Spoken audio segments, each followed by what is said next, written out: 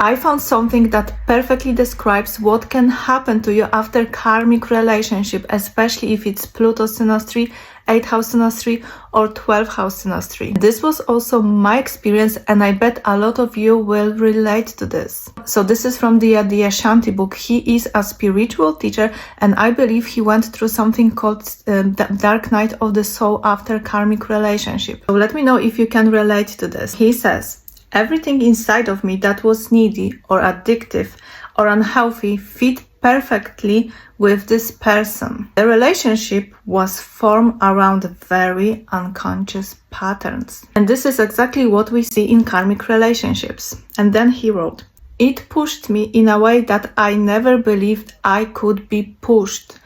And I suffered in a way that I couldn't have imagined. The relationship was a dysfunctional disaster, and I had become an emotional wreck by going through it. And then he said, it was like someone was ripping layers of me, one by one.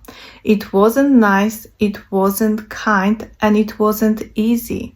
It was existence showing a mirror in front of my face and literally holding me there so I could not look away even for a second. It was the most difficult period of my life. I felt like I had been squeezed like a rug, as if all sense of self had been squeezed out of me. But through this experience, I also started to sense that something amazing was happening. I started to feel the sense of freedom that comes when karmic conditioning is squeezed out of your system. Adi Ashanti in this book also mentioned that his spiritual awakening was the most impacted by this karmic relationship. This is what can really happen after karmic relationship. Pluto synastry, Neptune synastry, 12th house synastry, 8th house synastry, or mix of all of this. Of course, not every karmic relationship will be like that, but some of them are very transformative,